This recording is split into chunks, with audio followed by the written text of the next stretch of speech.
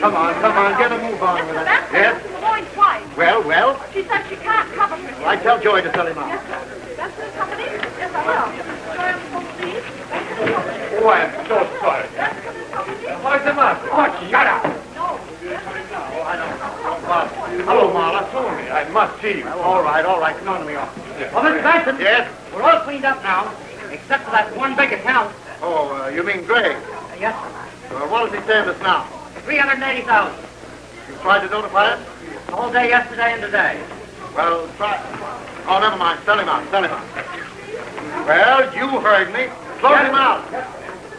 Miss Lester, get those smaller packages out of the safe and bring them to my office. Yes, sir.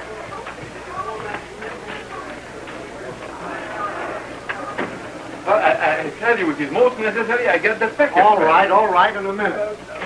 Miss Lester. Oh, thank you. Well, here they are, and your note to me, too. Pay the note, and you get back the bill. The note's due tomorrow. Well, I cannot pay. Oh, then you don't get this or this, since you can't pay the note. Oh, Tony, are you not my friend? Sure. If I weren't, you wouldn't forge my name to this check, would you? Oh, Yes? All right, tell her I'll see her in a minute. Well, I must have that package. Try and get it. Well, if you don't give it to me, Now, listen, you won't do anything. Who do you think I am, one of your faded widows? And I'm not very afraid of male lapdogs. Well, interesting. Hearing men fight over something besides me for a change. Miss Delroy, Mr. Marlowe. Hello, Delphi. Hello, Fanny. He knows you, too? What are you all at Twitter about, anyway? You, borrowed these from your meal ticket, didn't you? And she's in Paris, isn't she? Well, you better pay me somehow and return it before she gets back, hadn't you? Yes? What did he mean, your meal? Paris. Where did you think I picked what I gave you? From the tree? Mrs. Banning is? Who? Tell her I'll see her in a minute. Well, old boy, your meal ticket's back. Perhaps she brought you a Parisian dog biscuit. Oh. What is this? What's that dowager's delight got that I haven't? When you're a big boy, maybe I'll tell you. Yes?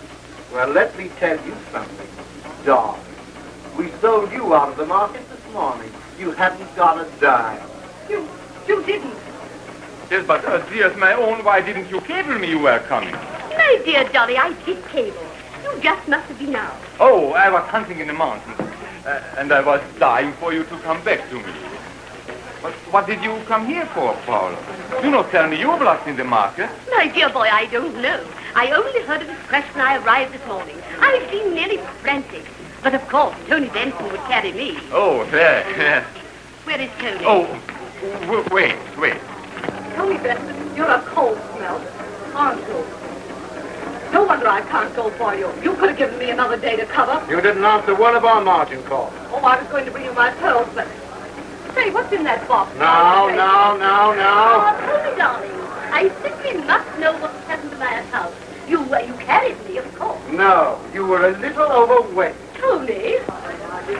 Oh, Mr. Gray, excuse me. We tried to get in touch with you. I've been out of town. I was going to mail these to you. You see, you were the last account we had that wasn't covered, so, I understand. Mr. Gray, would you mind waiting in the waiting room? There's someone in Mr. Benson's office. Yeah, all right. Yes, I sold you out. All of you. All except Adolf, who wasn't even in. No, it's something else your dear Adolf owes me for. Not the market. Yes, and I'm going to... Never mind. Oh, you're busy, Tony. No, come in, Harry. The storm seems to be arriving. It looks as if one has already arrived.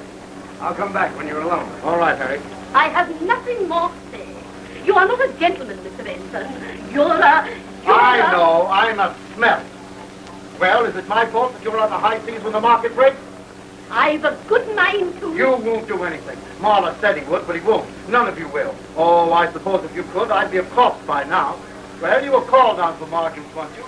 You wanted to have your cake and eat it too. Easy money, quick profit. Well, you gambled and you lost. Yes, you lost. Mr. Benson. You lost, I tell you.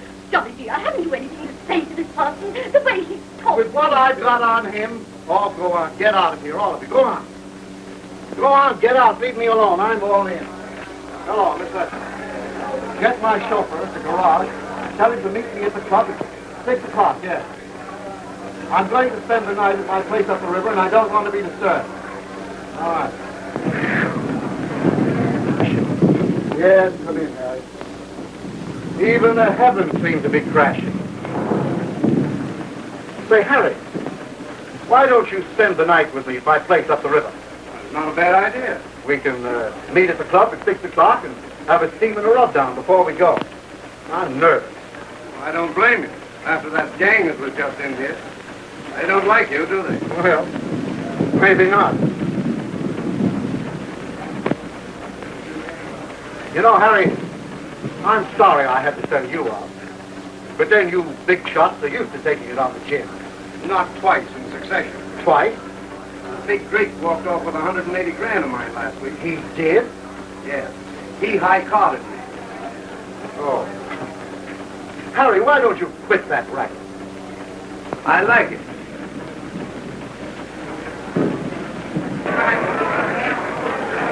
Harry, you're not sore at me, are you? I haven't made up my mind yet.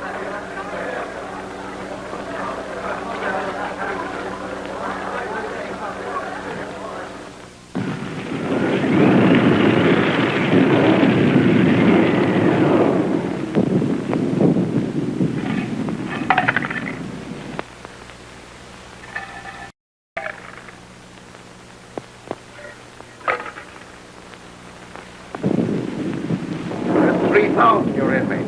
Yeah, 3 grand. I've got the jump.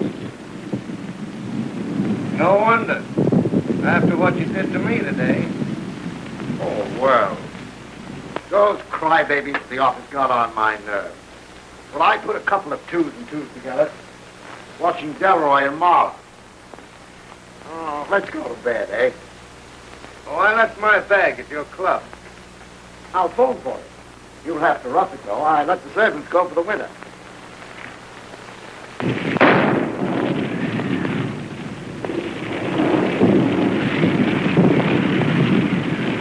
What was that? Backfire, I guess. Oh, Markham's car, maybe. Whose? Markham, the district attorney. You know him, don't you? We've had a couple of talks. What's he doing here? He's got a place next to mine. He's up here resting for the campaign.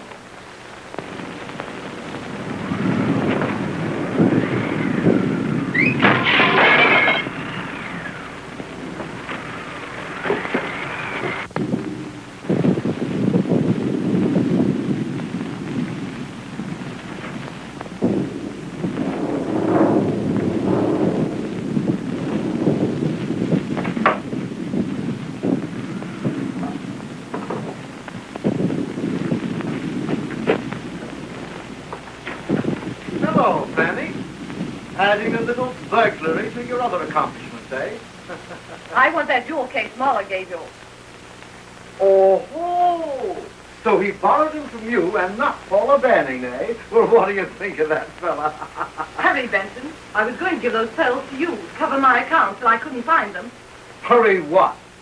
That jewel case is in my office safe where it'll stay. Oh, no, it isn't. I saw it in the pocket of your coat as you left today. That's right.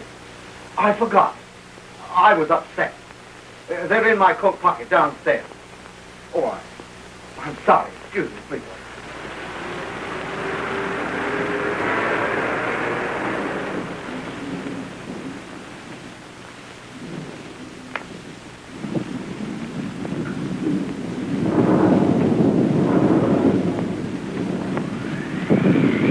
Don't move.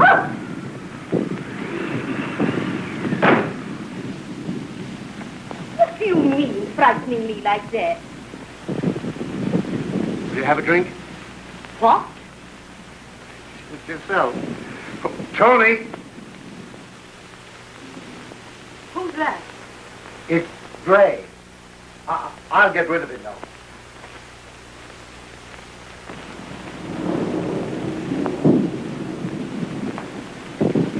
Friend of yours? Huh? Tony, I want Oh, to... excuse me, please. My coat. You were leaving, perhaps? What? Oh, not at all. What was the noise out back? Window blew shut. Must have been open. Tony, I must plead for my poor darling. He had no idea he was doing anything wrong when he signed that check. You were such friends. I shouldn't have left him. Then you better pay his note to me. My dear Tony, I haven't 10,000. I tell you I've lost everything, and the banks won't advance me another cent. What are you doing here? Not, my dear Anthony, that it's difficult to get. Oh, Mrs. Pot. Pot? Yes, calling the kettle black. You girls ought to get together on Marla. Paula, who do you suppose he was running around with while you were in... Paula, I think you better go upstairs. Woman for posh. You for me. What's your name? Harry, to you. What's yours? Fanny, to you. Oh, Tony. Let's have a party. Huh?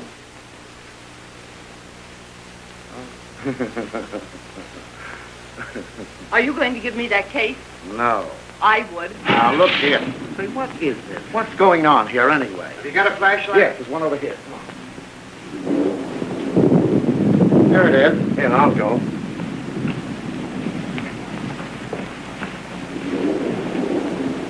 I want that jewel case Muller gave you, and I'll get it. For what? Nothing. Oh, well, we'll see about that. Do you think you can hang on to Marla with Paula Banning back? And if she finds out he's been running around with you, where will you be? She'll stop his allowance. You know, he hasn't told her about your pearls. I'll take care of that. Yeah? Well, you take care of his note somehow if you want this. Say, why all this frenzy about a few pearls? There were plenty more where these came from, aren't there? What about this, anyway?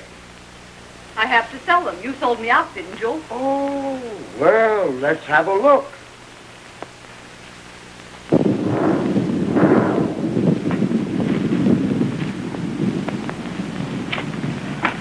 Say, listen, now, wait a minute. Oh. Salim. I'm glad you are here. Tony might have misconstrued my arriving this way had you been alone. Well, he's certainly got plenty of company now. Hey, what are you people trying to do anyway? Remove this guy? Oh, no, no. Well, let's go upstairs. Yes,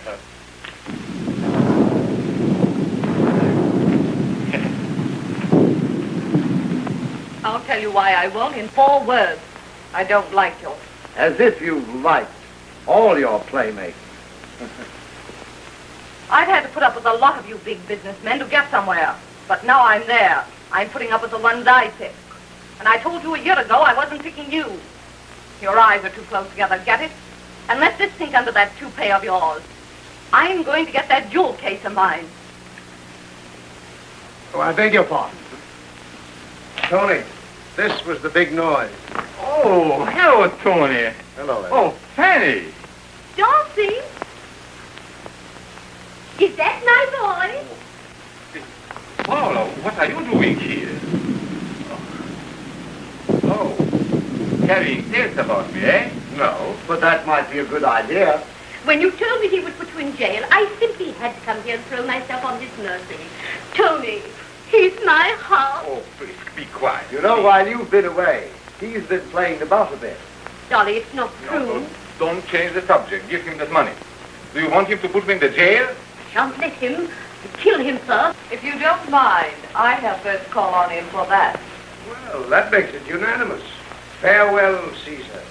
Or shall we say it with flowers? Say, what is this? Must be my birthday. Oh, Markham. Hello, come in. I just dropped by. Oh, I beg your pardon. That's quite all right. Come in.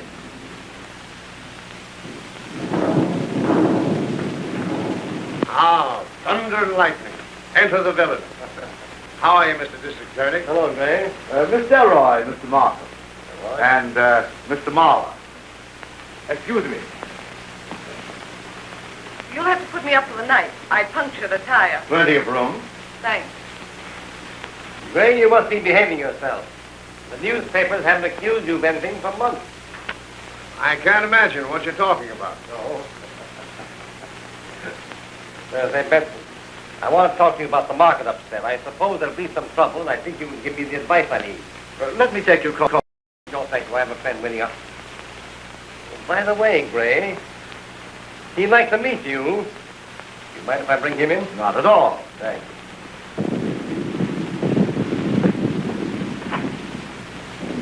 You know, Markham seems to be quite interested in you. Well, if he is, it won't do him any good. Paula is so upset. You don't mind if she lies down for a moment. I shall prepare her something. Sure. We've all been too excited anyway. There you are, Gray.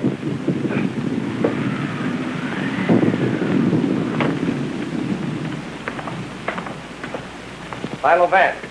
Mr. Benson. How do you do, Mr. Vance? Harry Gray. Gray? Not the detective. It is. Only as an amateur, remember. Our friend Sergeant Heath insists on that.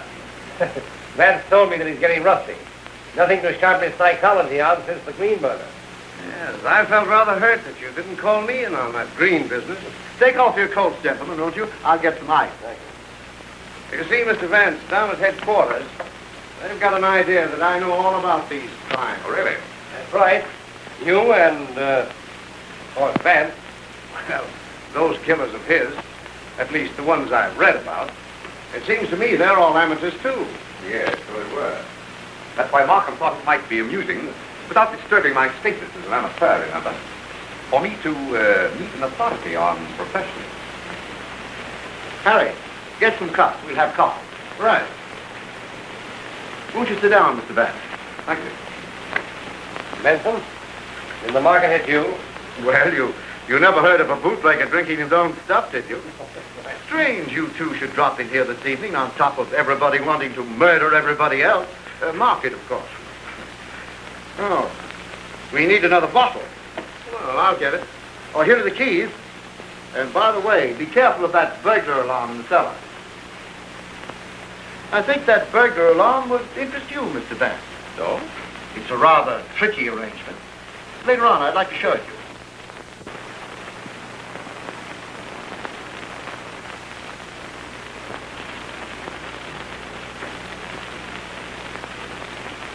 It's not in his room. Must be still in his pocket. I'll get it. I'll make him give it to me. Quiet, be quiet. Coffee will be ready soon. Darling, why can't you get money? Does my affection for you mean so little? Oh, these. Well, to tell you the truth, darling, all that glitters is not gold. Oh, my boy. Oh, my boy. But he'll put me in the jail. Never. I tell you, yes, he hates me. Because of the Broadway woman. Well, all I did was look at her. Can I help if she loves me? But I am true only to you, my star, only to you. But this Benson, who calls himself our friend, he is jealous of me. So, you will lose me for the jail. I'll hate him. We'll both hate him. Oh, my boy. Oh, my boy. The most important thing is not to get that envelope, the check, the note. Oh, you jelly.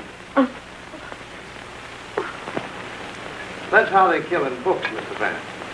But the way it's really done is quite different. I see. Then your thought is that if I had matched wits with a professional, I might not have been so lucky. Is that it? That's it. No thanks. Oh, I'll get you some coffee in a minute, Mr. Markham. Well, I've had this bottle in my cellar for years, Markham. Before Prohibition. Naturally. Oh, if you'll excuse me, I'll see what the ladies are doing. It's very interesting to get your point of view, Mr. Vance. Just how would you stack your cards against a professional? Well, it's my theory, Mr. Gray, that the only infallible method of determining human guilt is by analyzing the psychological factors of the crime and then applying them to the individual. The point is, in these cases of yours, Vance, the gun, that's newspaper slang for killer, Mark. Thanks. What I mean to say is that these killers you've nabbed always used a lot of trick stuff, a lot of props. The professionals don't. Well, from what I hear, they bang 'em neat and leave 'em where they lay. Exactly. That's one of the reasons they're so seldom caught. In other jurisdictions, I mean. You mean to tell me that you'd ignore all tangible evidence of the crime? Not ignore it, no, but neither would I accept it for gospel on its face value. Well, I'll make that coffee.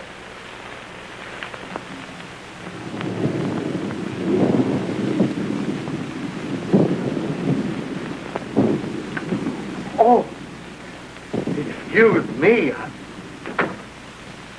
Why don't you go in my room to dry your things? There's a fire there. Thanks. I want that jewel case. I'll get it, you know. Yes, all right. Later on, when they leave downstairs, we'll talk it over, eh? Will we? I'll be back. Listen, I'm going to get that jewel case. All right. I'll be back.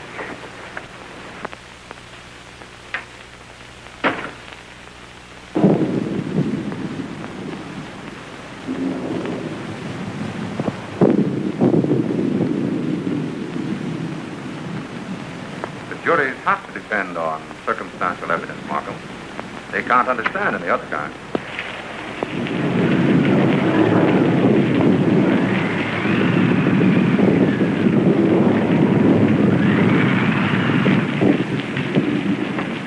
You're in the theater.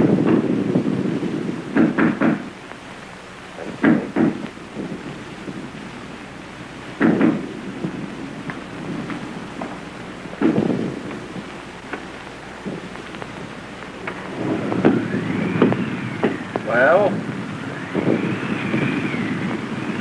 Is Mr. Gray here? He's in the kitchen. Oh. This is his bag. Will you see that he gets it, please? Certainly.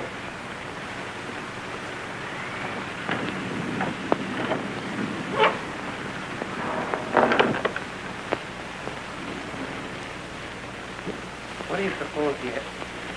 Oh, this came for you. My bag. Thanks. What's in it, Gray? Pineapple? You know, that's newspaper slang for bombs, Mr. Gray. Thanks. Get back to our conversation, Vance. How do you think you'd come out with one of these bang 'em and leave 'em lay killings that we were talking about?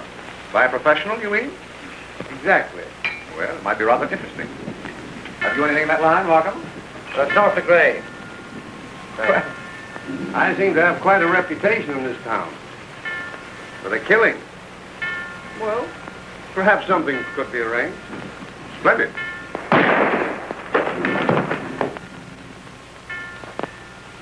Benson.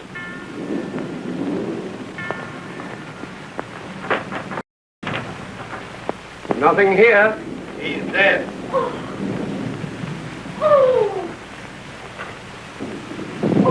Give me the medical examiner's office, please. Somebody must have overheard that conversation of ours. Yes, exactly what was occurring to me. I want to speak to Dr. Doremus personally. Well, there you are, Mr. Vance. Do your stuff.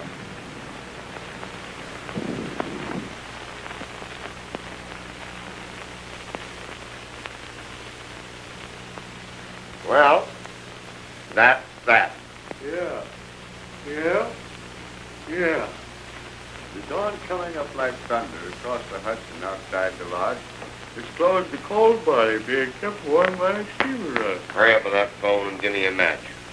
The first to arrive on the scene was the brains of the homicide squad.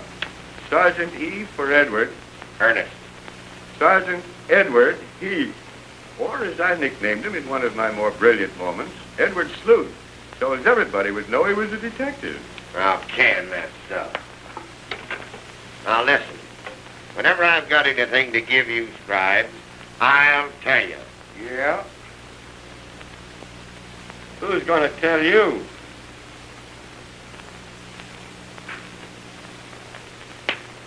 Anybody could have got up and down those back stairs without being seen. Where's well? I'm going over the bedroom. I tended to that. You get outside and look around the grounds. All right. Say, what's ailing you? I got sold out in the stock market. No. Yeah, I lost $90. Wiped out. By the way, Mr. Markham phoned. Mr. Vance would be here right away. Oh, yeah?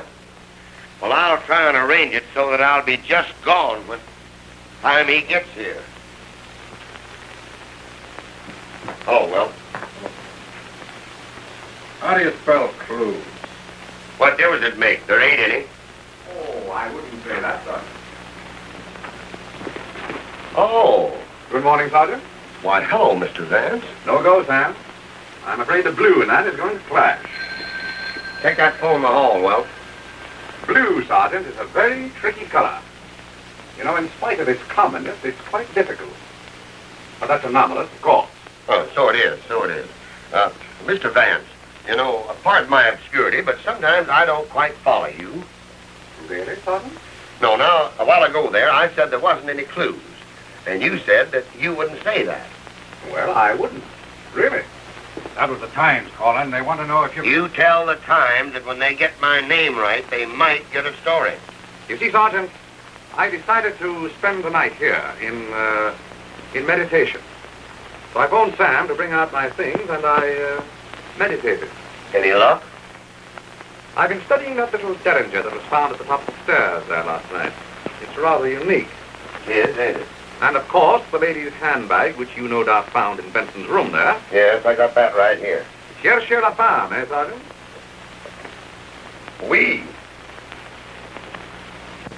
I was told to come by telephone. I was to ask for Mr. Vance. Say, did you get that? Well, you go inside. Say, is Philo Vance on this one? I don't know. Is he inside? I wished I knew. Hey, boy, come on. Well, I've been here since 6 a.m. Vance is here. He's a Santa Claus. He must have come down the chimney. So one of those two dames owns this bag. Well? Mr. Vance? Oh, yes, come in. You know, Sergeant, when Albert here popped in last night, Markham thought that he was Gray's man. Great. Oh, no, sir. As I explained to Mr. Vance when he called me up this morning, Mr. Benson was my employer. He telephoned me last night to bring Mr. Gray's bag from the club. What's your name? Albert Brecker. The medical examiner's here. Show him up. And you stick around. Thank you, sir. Well, another dizzy dame to do some jury vamping, I suppose. Sergeant, whether any woman was in this room with Benson immediately prior to the murder. That's what I wanted Albert for, to verify. Good morning, Sergeant. All right, now. Bless my soul, Mr. Vance. Why, I haven't seen you since we laid the Green family to rest. Right. There was a lovely murder case for you, Sergeant. Bless my soul, yes. I was there. Well, hop at the body, Doc. Certainly. Have one of your men give me a hand, please. Surely. Oh, I'm sorry I wasn't here last night. Wedding anniversary. My wife and I always celebrate. Went to a hockey match. How's the election coming? Fair. Good. Mr. Benson kept his toupee beautifully, didn't he? He was a bit touchy about himself, if I do say. Vain, you mean? Yes, sir. Well, what guy with a list of phone numbers he had wouldn't be? Elementary, my dear Albert. Elementary. Sergeant, you've been reading Sherlock Holmes. Quite right, my dear Watson. Quite right. Oh, well. Take care of these, will you?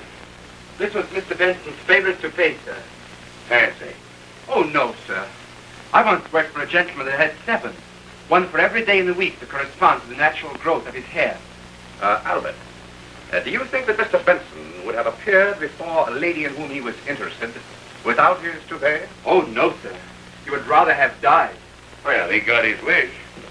The doc said he was shot at about 6 feet, and no powder marks. Well, suicide's out. Unless Benson was an acrobat. If you don't mind, sir. Of course. Thank you, Albert. I'll see you later.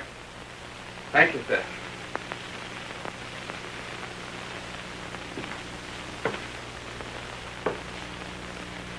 You know, Mr. Vance, this is the kind of a murder that the public likes.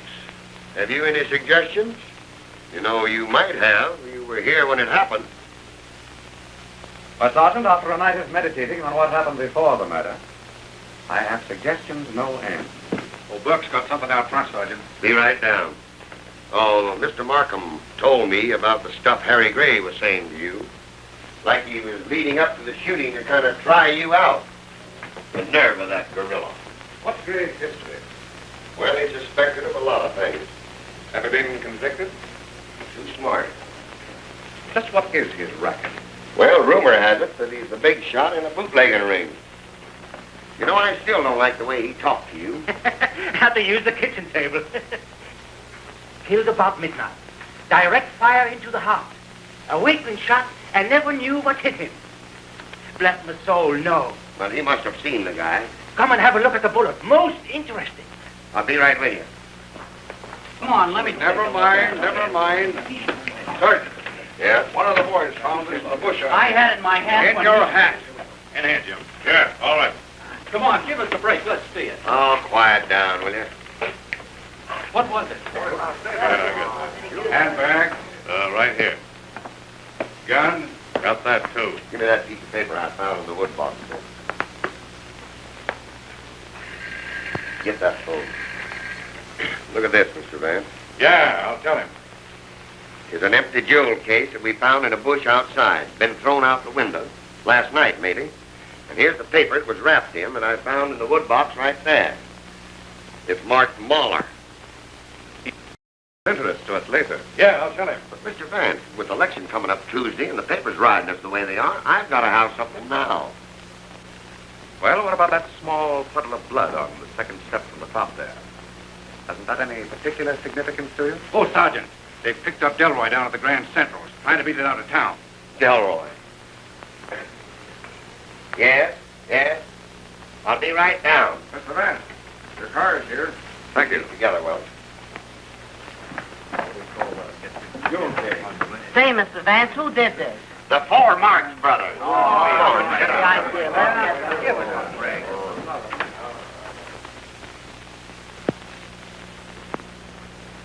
Oh, hello, Vance. Good morning, Mr. Gray.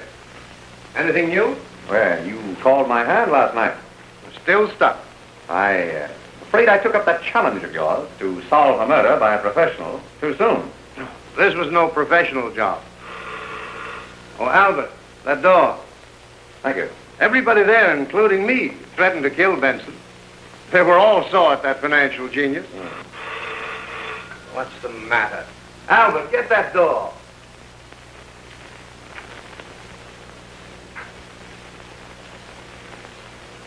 You know, somehow I had the impression that Albert was Mr. Benson's man.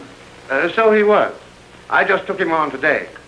You see, Benson's dress ties were always tied smart. And Albert there was the boy who tied them. That's it. I see. Oh, come in, Frank. Good morning. Good morning.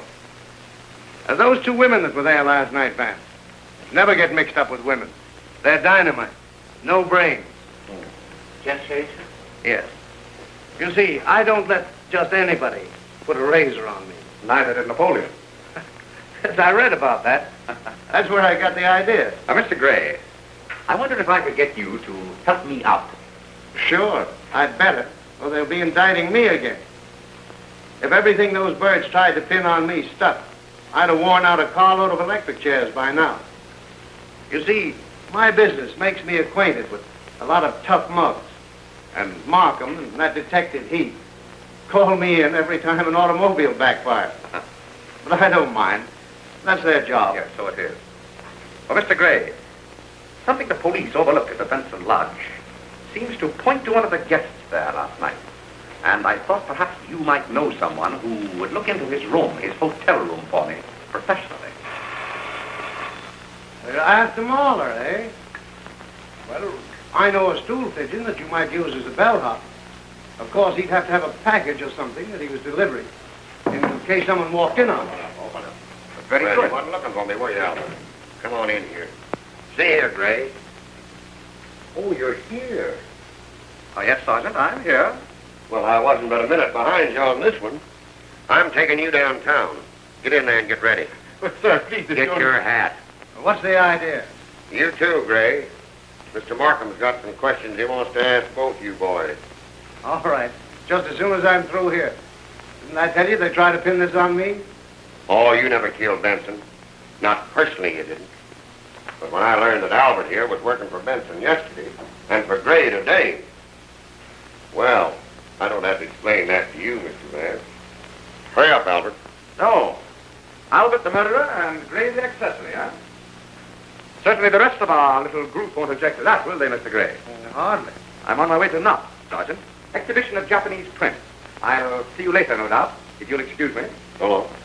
Hurry up and get him more stuff. All right. The bag's mine. I was in his room then. After climbing in the back window. Why? How did you find out? Well, Harry Gray was present, you know. But Gray's out of it. He was in the kitchen making coffee. I see. Harry Gray can't tangle me in this. Why did you try to leave town? Find out, if you can. Don't be so picturesque. I'm not a jury. Oh, you're a fool if you think I... Why did you go to that house? To talk to Benson about my account. He sold me out. We quarreled. Then you needed money. No. Did you, ever see that before? No. Benson was interested in you. Suppose we say that he attacked you. Well? If you'll excuse me, your reputation is well known. The Wertheim suicide 2 years ago. The case of... Never mind that. I've liked men in my time. They've liked me. What of it? I didn't like Tony Benson, but I didn't kill him. If my thoughts could have killed the swine, he'd have been dead long ago. The rest of them are in the reception room there. Wait, please. Sergeant? Yes, Chief? Get Mahler and Mrs. Banning in. Yes, and you want that ballad of Gray's, too, when I'm through with him. You know, Chief, there's something funny about... Never mind that now, Sergeant. Delroy seemed upset. I don't wonder. You barked at her. You shouldn't bark at the ladies, old man. Oh, I'm busy. This is not the only case in New York, and you're not helping me any. You're more flippant than usual today. Well, this was a particularly flippant murder, Markham. And if you go on trusting clues like those, you will be busier still. Have you a clue? I have instructed my lawyer. Sit down. I can't conceive who would want good old Tony out of the way. Well, we were just planning our fall hunting trip for this month. Oh, you hunt, Mr. Mahler? Be quiet, Dolly. You keep out of it. You will have both of us... What's that? Oh, I love to hunt. I love to hunt. I was with the Sir Edward Davis. Never mind all that. This envelope with your name on it was found in Benson's desk. It contains 3 very interesting documents. Then it was useless. He didn't have it with him. What was you Please, Powell. The first is a canceled check of Benson's made out to Adolf Mahler for $10,000. Oh, The second is a confession signed by you admitting this check to be a forgery. And the third is a note for $10,000 made out to Anthony Benson, signed by Adolf Mahler. yes. Oh, I should have mentioned those things before. You know, my financial arrangements were not all one could desire. I shouldn't have left you. Unfortunately, to protect Madame Starks, Mr. Benson requires $10,000. Oh, and so you forged his name. Oh, you mean it would have been a forgery if he had made a complaint? Well, it's a cinch he can't make one now. It's a forgery just the same, Sergeant, but I'll take that up later. He forges Benson's name, pays him back with his own money. Marvelous. Well, I explained it to dear old Tony at once, of course, and offered him this note. Which falls due today. Yes, and... You mean to tell me that Benson accepted your note without security? Oh, well, naturally. Yeah, well, what was wrapped in this piece of paper, which was found in the wood box with your name on it? And, Tony gave me a party for my birthday and presented me with a gold pencil. I have it You didn't tell me it was your birthday. Please, Paula, be quiet. You will get me in the electric chair. But, darling, You will come with me. This is the security that you gave Benson for that note? Oh, so Miss Darrow told you. Who? Those birds are Miss Darrow's, and she threatened to kill Benson herself. Elroy? Yes, she's a snake, that woman. I'm through. I'm finished with her. No, you are the wolf to me again, darling. You think I would accompany you through your sordid affairs? Oh, Weasley, Miss Darrow loaned me her purse. What a lovely liar. He bought them for me one day and stole them the next. So, Adolf, that's what became of the money I sent you to cover my margins. No wonder you forged that check. Why, you were Sneaking into Benson's house last night, both of you. Why did you quarrel with him? I wanted to get back that confession of forgery. He threatened to put Adolf in jail. Mr. Markham, Adolf's all I have now, except the money that makes him love me. You threatened to kill Benson yourself, didn't you? Yes. Well, who didn't? Mr. Markham, may I have that jewel case? Mr. Gray is here, sir. Oh, send him in. Miss Delroy in the other room. Sergeant? In here, please.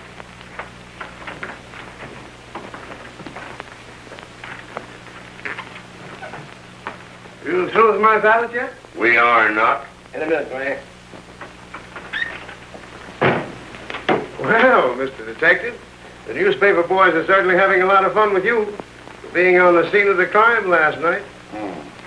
They don't seem to take your presence at the scene of the murder quite so humorously. No one ever laughed at me. They used to when I was a kid. But I taught them not to. But you, Philo Vance, the famous amateur detective, to be in on the draw and then raised out.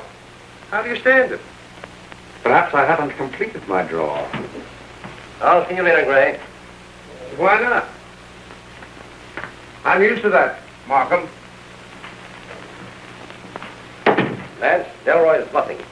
Did you notice that she didn't even ask if her pearls were still there? No, because she knew they weren't. Because she got them. Oh? She tried to leave town, didn't she? Where was she going, do you know? Yes, Boston. Oh, Vance, I'm tired. I'm tired of all these human passions and lies and... You don't suppose they'll beat us in the election Tuesday, do you? Solving this case won't lose you any votes. Well, I have solved it. Sergeant, these complications, Marla and Mrs. Banning and that fool Ballard simply obscure the direct evidence against Delroy. Yes, Chief. Sergeant, Exhibit A, B, and C versus Fanny Delroy. Label them to the grand jury. I am going to ask for her indictment this afternoon. On that evidence? Vance, I may not know Japanese art, but I'm still District Attorney of New York. Defense counsel in the McGuire case, sir. You'll have to wait. Are they to be detained here? Sergeant, Yes, turn sir. Miss Delroy over to the custody of a matron. Yes, sir. Have Miss O'Brien over at Chief's office right away. Yeah. Don't make a mistake, old man. You can't afford to. If you'll show me where What I'd like to show you are some bits of stringy fuzz across the front of Benson's waistcoat. You have that waistcoat, of course. It's in the medical examiner's office. What's that got to do with it? Have I ever let you down? Well, no. Well, suppose we take a look at that waistcoat then. All right.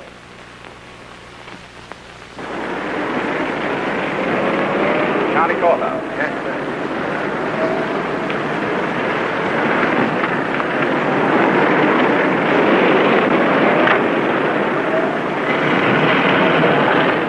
Vance, this looks like a wild goose chase to me. Suppose you turn east at the next corner. Oh! I'm shot, Vance. Stop the car. No, my apartment, quick! That shot was not for me, Markham. I had a silencer on that gun.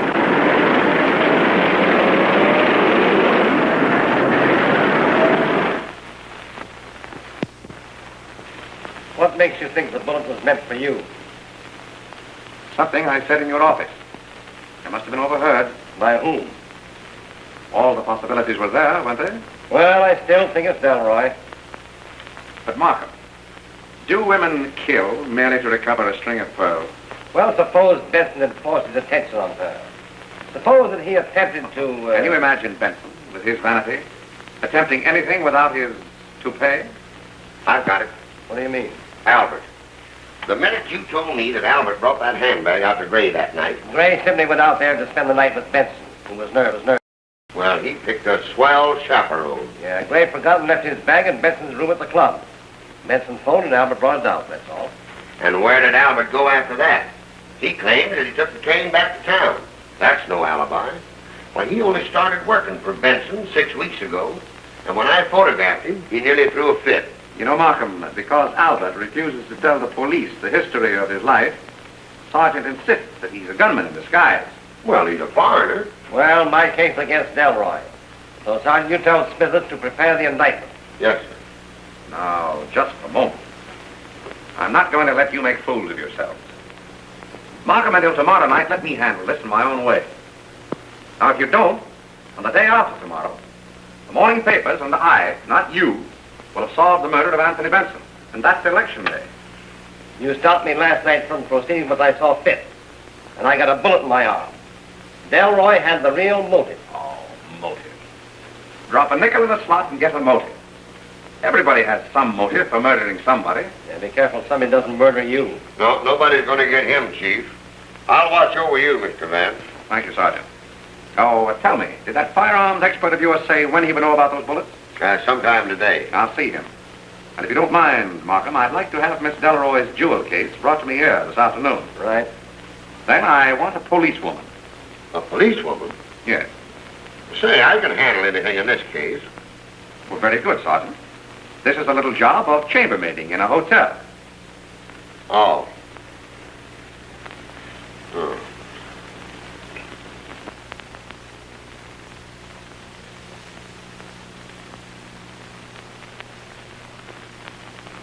This is the bullet that killed Benson. The rifling marks on it correspond exactly with the rifling on the inside of the barrel of that gun you picked up after the murder. This one is the one that hit Mr. Markham. The same kind of a bullet fired from the same kind of a gun. But the trouble is that this is such a special make that I don't understand how there can be two of them exactly alike around here. Excuse me, Mr. Vance. Yes, well. Here's the picture of those fingerprints you wanted. Oh, good. And that coffee can, you left it there, all right. Yes, sir. Stuck it back on the kitchen shelf. Thank you. What gets me is Sergeant Heath said there was no explosion when Markham was shot. Now, this type of gun was designed in Russia during the Revolution for the protection of the women of the aristocracy. A few drifted to Paris and were copied to the underworld. But there was never a silencer manufactured for that gun. Ah, but there was, Captain. In this article by the late Bale of the Paris police, both the gun and its tiny silencer are described. You might keep that copy for your files. Thank you. Thank you. And, Captain, if there should be a call for me, I'll be at the reference room at the time. I'll let you know. Goodbye. Goodbye. But for strength of composition, Mr. Vance, and for unusual delicacy of line, I would Oh, consider... Sam. Pardon me. Yes. Is Mr. Markham all right? Well, no, sir. Sergeant Heath is with him. As I was saying, Mr. Vance, I could do no better than to recommend to you these three very choice examples of the ukiyo-e school. Now, these, Mr. Vance, are a rare opportunity. If you don't take advantage of it, sir, I assure you you'll regret it to your... Hey. Who are you? Who am I? Who are you? Oh, pardon me, Sergeant. This is my print dealer. He's not dangerous. Oh. If you would step aside, please. Mr. Vance, these three. I better take that door, Mr. Vance. You know, we can't be too careful today. All right, Sergeant. Oh, by the way, you haven't forgotten that jewel case, have you? Right here. Thank you. Of course, Mr. Vance, I don't want to force these upon you. I have in the portfolio something that might interest you still more. If I can only find it here, it was something I was particularly anxious to bring to your attention. Ah, yes, here we have it. These three from the right collection. Tokubai, Naranobi, and Hiroshige. You refer to, you know, as the three Hiroshige. Oh, Bert. Did you get it? Yes, sir. All the sacks were tied up with cord like that, except one. And that one? Well, somebody must have cut it off, like you said. Say, what have you been up to? All right, Sergeant. I'll explain later. Oh, Bert. Will you stand by at Mr. Markham's office, please? Yes, sir. Sergeant, we're getting warm. What do you mean we're getting warm? From that? Mr. Vance, may I not call your attention to these very... I'll take the Hiroshiges. 3,000, you said, huh? Right, thank you. Correct. Pardon me. $3,000 for those chromos? What's the psychology in that, Mr. Vance? Sergeant, we're hot. Say, will you please let me in on this string bonfire business? You'll observe, Sergeant, that this twine burns slowly but surely. Oh, will you take that, please? Yeah, no, Heath. Oh, She has. Good. Yes, Sergeant? Mrs. Banning's confessed. Slowly, but surely. It was to protect Adolf. I went to Benson's room. I pleaded with him. He had that jewel case, so I thought he must have Adolf's confession of forgery and his note, too. Benson laughed at me. There was a gun on the table, so I shot him. He went to the door to call, and then he fell. And where was Mr. Marlowe? In one of the guest rooms. Oh, I swear to you, Mr. Marlowe is innocent. Now, Mrs. Banning, Yes? have you a hairpin? What? A hairpin. Why, yes? May I have it?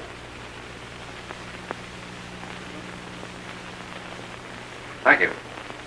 Sergeant Heath on the wire, Mr. Vance. Is there anyone in the reception room? No, sir. I'll take it there.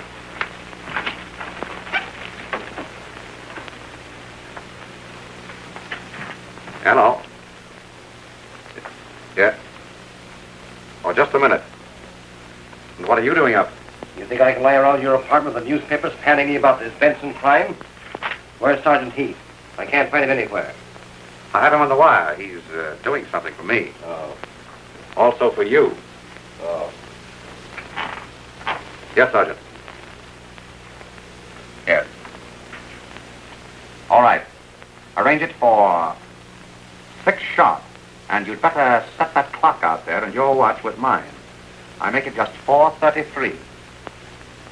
Right. Mr. Vance, if you're through with me, well, I haven't had any lunch yet, and... Oh, I'm terribly sorry, Bert. Suppose you eat first, and then pick up that policewoman who's chambermaiding for us at that hotel, will you? All right. Good. What do you think of her confession? Well, more a confession of love than a confession of guilt, don't you think? You mean that she's trying to protect Paula? What else? Sorry. Mr. Gray is here, sir. Send him in. How do you do? Oh, hello. How are you, Gray? Hey, when are you going to play that hand you've been bragging about? Tonight. Would you like to sit in on the game? Table stakes? Anything you say. Oh, you say. This will be your party. I don't think so. Markham, I'd like to have all our little group at Benson's Lodge in 1 hour. And suppose we take along a photograph of Adolf Mahler's fingerprint.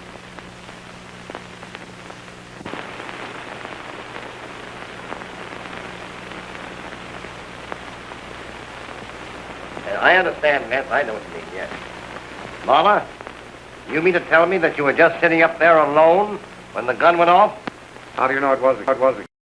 This is going to be an interesting hand. Well, What I said was that I was not with Mrs. Bennett. I don't want to know where you are not. I want to know where you were.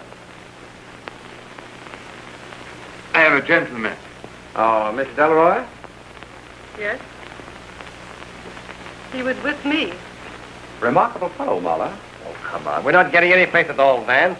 You'll have your murderer, Markham, by 6 o'clock. I can't stand much more of this. If you've got anything on me, say it. This is a rather unusual jewel case of yours, Miss Delroy. Oh, but you... You know, Markham, Miss Delroy had a better motive for keeping Anthony Benson permanently quiet than any of them. Please, I would like to go. You keep quiet. And you, Albert, hiding your part from the police. I was afraid. I don't blame you. Albert's wife is looking for him. He left her in Chicago recently without giving notice, you might say. How much longer is this comedy going to last, Vance? In 10 minutes, Markham, it won't be comedy. For one of you, it isn't now, is it? But why give me a ringside seat to this seance? If any of you comics have got an idea that I had anybody bump Benson off... You certainly had motive enough, didn't you? What motive? Simply matter-of-fact revenge for having sold you out on the market. You, the illustrious Harry Gray, the big shot. Vanity and arrogance, Markham, usually motivate the behavior of the intelligent gunman. Gunman? Look here. But you were with us here when the shot was fired and the body fell. And just before that... I was in the kitchen making coffee. That's right, I remember. I remember that it was very overboiled coffee. It must have been on the fire a long time, wasn't it? Ray couldn't have made the coffee that night. I made it for Paula. I wouldn't call me a liar if I were you. Adolf Mahler made the coffee. And if Mahler did make it, Markham, Mr. Gray was out of this room some 5 minutes. Doing what? You're dealing. Don't ask me. I'm not. I'm telling you. Mr. Gray didn't make the coffee that night, you know. Who says I didn't? This photograph of the only fingerprints on that freshly unwrapped can of coffee, and this one of your prints, Mahler, prove even to a jury, Markham, that only he touched that coffee can. Oh, stop this. When they took the prints of my fingers this afternoon, I knew you had suspected me. If you are going to accuse me, do it. Oh, this is getting tricky. Oh, two-handed poker isn't so very tricky, do you think? Mr. Gray, just what were you doing while Markham and I sat here that night, and Albert came in so mysteriously with your handbag? You tell me. Charm. You crept up those back stairs, tapped on Benson's door. He was changing his collar. You remember, Markham, how it bothered him? Walked in and shot him dead with one of those imported derringers and silencers of yours. Silencer? That's a hot one. You heard the shot while I stood here with you. The shot that killed Benson was silent. No one heard it. Just as no one heard the shot which you fired at me, Gray, and which wounded Mr. Markham. Here at the lodge, however, you arranged for a second shot to explode as Benson's body came tumbling down those stairs. Oh, and I suppose the body waited up there for the second shot. Exactly. You arranged that, too. Just as I had. Oh. The dummy. Bert. Yes, sir. Supported at the head of the stairs by a piece of twine of the same kind that Mr. Gray cut from a sack of liquor in the basement that night. The twine was caught to Benson's body and looped around a newel post at the head of the stairs. I knew that the body must have been there for several minutes. And how did you know? Because if Benson had been shot immediately prior to him down the stairs, there couldn't possibly have been that puddle of blood on the second step from the top, could there? Very interesting. But where were all these people while I was doing this Houdini stuff? Do you think I'd take a chance of being walked in on like that?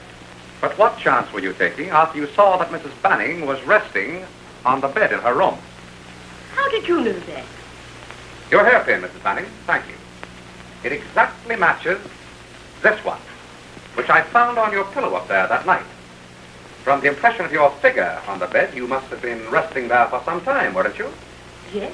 I was lying there when the shot was fired. Oh, all right. But what about Delroy and Mahler? Miss Delroy has already told us. He told us it was with her, discussing pearls, I should think. Mr. Mahler had considerable explaining to do, if you'll remember. You listened outside their door, and what you heard convinced you that they would remain there for several minutes at least. But how could he have timed the shot? As I just did with the dummy. There's another of Benson's cartridge burglar alarms like this one. You used the one Benson had stuck in the door of his storeroom. You got it when you went down to the cellar that night. After you had made sure that you would not be interrupted by Mrs. Banning and the others, you hung the body and the alarm on that twine up there. Then you set fire to a loose end of the twine so that when the flame reached the nut, the twine broke, the body fell, and the alarm dropped to the floor where it exploded like this. You were first upstairs after the body fell. You quickly dropped the derringer behind a newel post, picked up the alarm and the string, put them in your pocket, and told me to do my stuff, wasn't it? Well? He meant to kill Benson, you see, but surrounding it with the props he did was simply camouflage, I suppose, to befuddle the amateur. You're going to have the time of your sweet life trying to hang this on me. The policewoman I used as a chambermaid in your hotel has already hung it on you. She found Miss Delroy's pearls, which you stole that night after the shooting to divert suspicion. Anything else? Oh, yes. The coat you wore, Mr. Gray. It seems that bits of fuzz from the twine you used were on Benson's waistcoat. Also, on the inside of his pocket. The same pocket from which I saw you withdrawing your hand as I followed you up the stairs. You know that isn't enough. Do you think any jury would go for that? Well, if not, I know they'll go for this. The clever little silencer that fits your clever little gun. Another trophy from your room, Mr. Gray, also contributed by our policewoman. Is that enough? All right. You outsmarted me, Vance. I'm game. Hey, look out, he's got a gun. Fire! Stop it, Gray.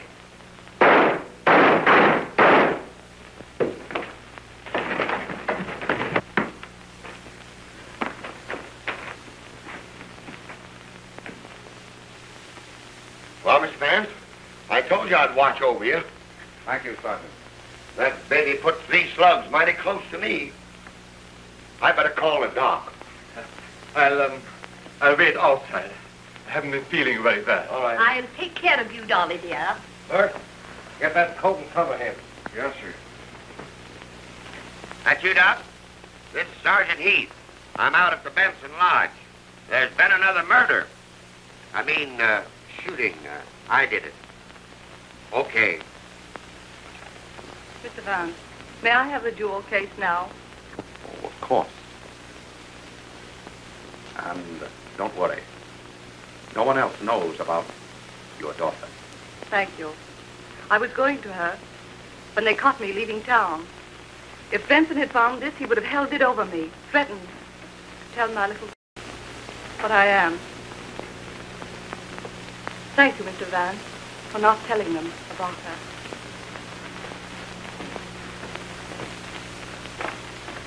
So it was Harry Gray, Mr. Vance. Well, it didn't surprise me any.